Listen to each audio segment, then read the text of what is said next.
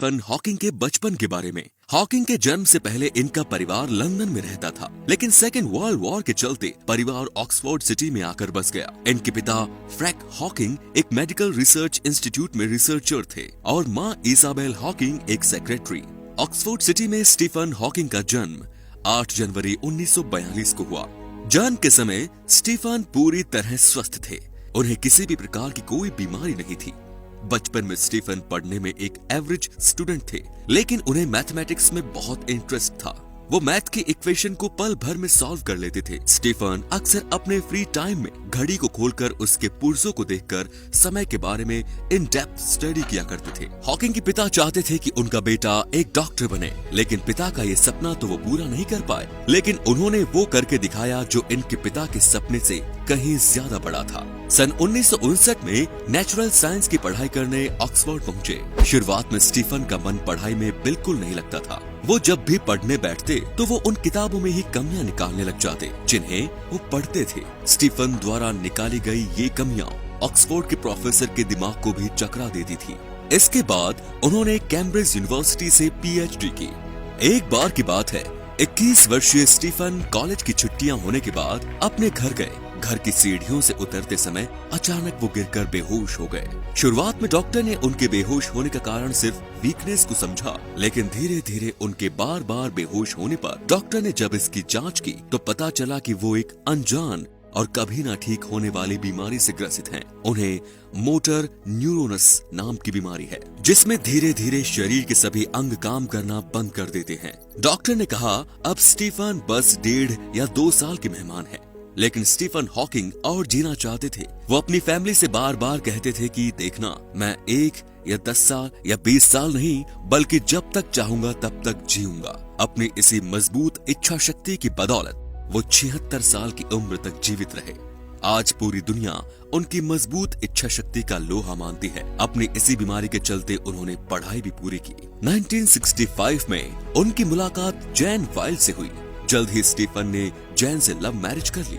जैन और स्टीफन की love story और उनकी रिसर्च पर साल 2014 में एक फिल्म भी बनी। इस फिल्म का नाम था थ्योरी ऑफ एवरीथिंग। इस फिल्म में हॉकिंग का किरदार निभाने वाले एक्टर एडी रेडमैन को बेस्ट एक्टर के लिए ऑस्कर भी मिला। शादी के वक्त स्टीफन अपनी बीमारी के शुरुआती दौर में थे। इस समय स्टीफन अपना हर काम खुद ही कर पाने में सक्षम थे। धीरे धीरे समय बीतने के साथ ही उनके शरीर के अंगों ने काम करना भी बंद कर दिया और 1995 में उनकी पत्नी जैन ने उन्हें तलाक दे दिया।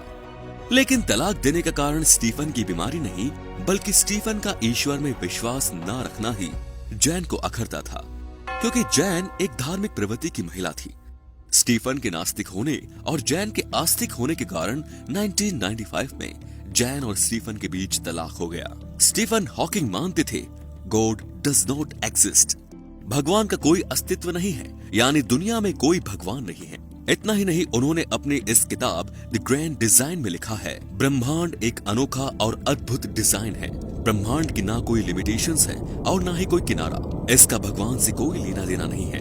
ब्रह्मांड की रचना अपने आप हुई है। हॉकिंग ब्रह्मांड की रचना को एक स्वतंत्र घटना मानते थे। हालांकि प्रसिद्ध वैज्ञानिक आइजैक न्यूटन का मानना था कि इस सृष्टि का अवश्य ही कोई ना कोई रचनाकार है, क्योंकि इतना कॉम्प्लिकेटेड क्रिएशन हो ही नहीं सकता। लेकिन हॉकिंग का कहना था कि ब्रह्मांड में ग्रेविटी पावर की वजह से नई रचनाएं हो सकती हैं। इसके लिए ईश्वर का कोई रोल नहीं। हॉकिंग की एक और किताब इज देयर अ गॉड में लिखा है कि जो मानते हैं कि किस्मत पहले से लिखी हुई होती है, तो ऐसा कतई नहीं है। उन्होंने लिखा, कोई हमारी किस्मत नहीं लिखता, इसीलिए कर्म पर विश्वास करो। उन्होंने इस किताब में ये भी जिक्र किया है कि ना तो कोई स्वर्ग है और ना मरने के बाद कोई जीवन। उन्होंने लिखा था कि जीवन में विश्वास सिर्फ इच्छापूर्ण सोच मात्र है। कुछ समय बाद उन्होंने दूसरी शादी अपनी नर्स इलियाना मैसन से की, लेकिन इलियाना ने भी 2006 में स्टीफन को तलाक दे दिया। अपने इस पारिवारिक उलझन के बीच स्टीफन अपनी मजबूत इच्छा शक्ति के दम पर एस्ट्रोनॉमी के क्षेत्र में भी लगातार रिसर्च करते रहे। हॉकिंग का सपना था कि वो एक बार अंतरिक्ष में जरूर जाएं, और ये सपना उनका 2007 में पूरा हुआ। ऐसे में जब स्टीफन हॉकिंग ने कहा कि भगवान का अस्तित्व नहीं है और मैं नास्तिक हूँ, तो पूरी दुनिया में तहलका मच गया। उन्होंने एक बार एक इंटरव्यू के दौरान कहा था कि हम सब एक बहुत छोटे स्टार के एक छोटे से प्लेनेट पर बसे बंदरों की डेवलप्ड नस्ल से बिलोंग करते हैं। अब बात करते हैं स्टीफन हॉकिंग की खोजों के बारे में। स्टीफन हॉकिंग ने रिलेटिविटी थ्योरी, ब्लैक होल और बिग बैंग थ्योरी को समझने में अहम भूमिका निभाई। उन्होंने हॉकिंग रेडिएशन का विचार भी दुनिया को दिया और उनकी लिखी गई किताब a brief history of time ने दुनिया भर के विज्ञान जगत में तहलका मचा दिया। ये बात सभी जानते हैं कि इस महान वैज्ञानिक ने अपनी जिंदगी के तकरीबन 50 साल व्हील चेयर पर बिताए। व्हील चेयर से बंधे होने के बावजूद स्टीफन पूरे जोश के साथ देश विदेश में घूमकर अपने विचार देते रहते थे। साल 2001 में स्टीफन हॉकिंग भारत के मुंबई शहर में आयोजित एक इवेंट स्ट्रिंग 2001 में आए। उस समय ऑडिटोरियम खचाखच भीड़ से भरा था। स्टीफन को सुनने के लिए भारी भीड़ मौजूद थी, जिसमें हमारे देश के पूर्व राष्ट्रपति एपीजे अब्दुल कलाम भी श्रोताओं के बीच बैठे। जब स्टीफन ने सभी को चौंकाते हुए एक प्रश्न पूछा, प्रश्न था, क्या भविष्य का पहले से अनुमान लगाना संभव है? फिर इसका जवाब उन्होंने खुद ही दिया। उन्होंने कहा, अगर ब्रह्मांड की रचना करने वाले समस्त पार्टिकल्स की स्थितियां एवं उनकी कैटेगरीज के बारे में सटीक जानकारी मिल जाए तो भविष्य का पूर्व अनुमान लगाया जा सकता है। लेकिन इसके लिए प्रिंसिपल ऑफ डिटर्मिनिज्म के स्थान पर प्रिंसिपल ऑफ इनडिटर्मिनेसी को मद्देनजर रखना जरूरी है, ताकि भविष्य के पूर्वानुमान को लेकर सही स्थितियां सामने आ सके। लेकिन किसी भी पार्टिकल की स्थिति और उसके स्पीड के बारे में परफेक्ट और सिंबॉलिक मेजरमेंट कर पाना पॉसिबल नहीं है, क्योंकि कुछ मायनों में पार्टिकल वेव्स सिमिलर बिहेवियर करते हैं, यानी उनकी कोई मेक श्योर पोजीशन नहीं होती, बल्कि एक प्रोबेबिलिटी डिस्ट्रीब्यूशन के रूप में ही स्पेस में उनकी पोजीशन कुछ हद तक फैली हुई सी होती है। क्योंकि क्वांटम मशीन में पार्टिकल्स और वेव्स के बीच ड्युअलिटी मौजूद होती है, इसीलिए पार्टिकल को एक वेव फंक्शन के माध्यम से रिप्रेजेंट किया जाना पॉसिबल है। अगर किसी पार्टिकल से रिलेटेड वेव फंक्शन का मान किसी निश्चित समय पर पता चल जाए तो पास्ट या फ्यूचर के किसी भी टाइम पीरियड के लिए उसके मान को टाइम डिपेंडेंट श्रोडिंगर इक्वेशन द्वारा सॉल्व किया जा सकता है। यहाँ तक कि ईश्वर भी किसी कण की स्थिति या उसकी स्पीड को नहीं, बल्कि उसके वेव फंक्शन को ही जान सकता है। यानी हॉकिंग का मानना था कि ब्रह्मांड के क्रियाकलापों में ईश्वर या किसी रचयिता की कोई भूमिका नहीं। अब है ब्लैक होल थ्योरी। हॉकिंग ने ब्लैक होल की थ्योरी पर भी प्रकाश डाला। ब्लैक होल का नामकरण प्रिंसटन यूनिवर्सिटी के नोबेल प्राइज विजेता एक फिजिसिस्ट जॉन व्हीलर ने सन 1969 में किया। हालांकि पूर्व सोवियत संघ ने इसे एक फ्रोजन स्टार यानी जमा हुआ तारा कहा। हॉकिंग ने दुनिया को बताया कि ब्लैक होल से ही रेडिएशन निकलती है, जिसके कारण ब्लैक होल की एनर्जी डाउन होती जाती है। अपनी बहुचर्चित किताब a brief history of time में हॉकिंग ने कहा कि ब्लैक होल किसी ऑब्स्ट्रक्टिव स्टार की तरह है, जिनमें 3 सूर्यों जितनी अधिक द्रव्य राशि होती है। ऐसे स्टार्स के तेजी से श्रिंक होने के प्रोसेस के चलते लास्ट में ये एक ब्लैक होल में तब्दील हो जाता है। ये ब्लैक होल एनर्जी का डिवॉरिंग ही कर सकते हैं, एमिशन नहीं। लेकिन हॉकिंग ने इस क्वांटम यांत्रिकी के सिद्धांत को लेकर बड़े आश्चर्यजनक रिजल्ट दिए। इस सिद्धांत के अनुसार ब्रह्मांड में कहीं भी कंप्लीट ब्लैंक नहीं है, यहाँ तक कि वैक्यूम भी रिक्त नहीं है। वैक्यूम में वर्टिकल पार्टिकल पेयर्स का कंटिन्यूअसली सृजन और विनाश चलता रहता है। सृजन और विनाश की प्रक्रिया इतनी तेजी से चलती है कि ऐसे पार्टिकल्स पर ना तो कोई ऑब्जर्वेशन किया जा सकता है और ना ही उन्हें देखा जा सकता है, लेकिन इससे हुए प्रभावों का मेजरमेंट जरूर किया जा सकता है। ये हॉकिंग की एक रिवोल्यूशनरी रिसर्च थी। हॉकिंग कहते थे कि मेरे जीवन का हर दिन आखिरी दिन हो सकता है, इसीलिए मेरी यही इच्छा है कि मैं हर एक पल का उपयोग करूं।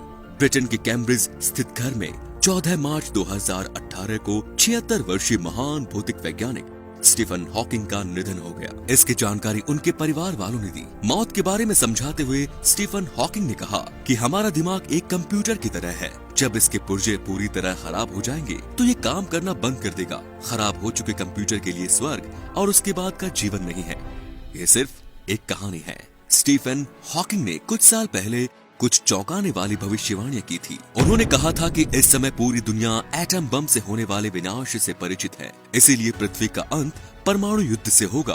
बीबीसी के 75वें स्थापना समारोह में स्टीफन ने भविष्यवाणी की थी कि हमारा अंत ह्यूमन अग्रेशन और दुनिया पर राज करने की जिद की वजह से होगा। हॉकिंग ने कहा था कि जलवायु परिवर्तन होने की वजह से जल्दी ही हमें दूसरे ग्रह पर घर बसाना होगा। हमें कुछ ही वर्षों बाद पृथ्वी को छोड़ना पड़ सकता है। एलन मस्क ने अपने मार्स प्रोजेक्ट में इस दिशा में काम करना भी शुरू कर दिया। स्टीफन हॉकिंग ने ये कहकर सनसनी फैला दी कि 200 साल के भीतर धरती का विनाश हो जाएगा, क्योंकि भविष्य में जब पॉपुलेशन बहुत ज्यादा बढ़ जाएगी तब एनर्जी भी बहुत ज्यादा कंज्यूम होगी, जिससे धरती का तापमान बढ़ जाएगा और पूरी पृथ्वी गर्म होकर लाल हो जाएगी। तब हमारी पृथ्वी एक आग के गोले में तब्दील हो जाएगी। स्टीफन हॉकिंग ने भविष्यवाणी की थी कि आने वाले समय में पृथ्वी का तापमान शुक्र ग्रह के तापमान जितना हो जाएगा। तब धरती पर एसिड रेन होगी।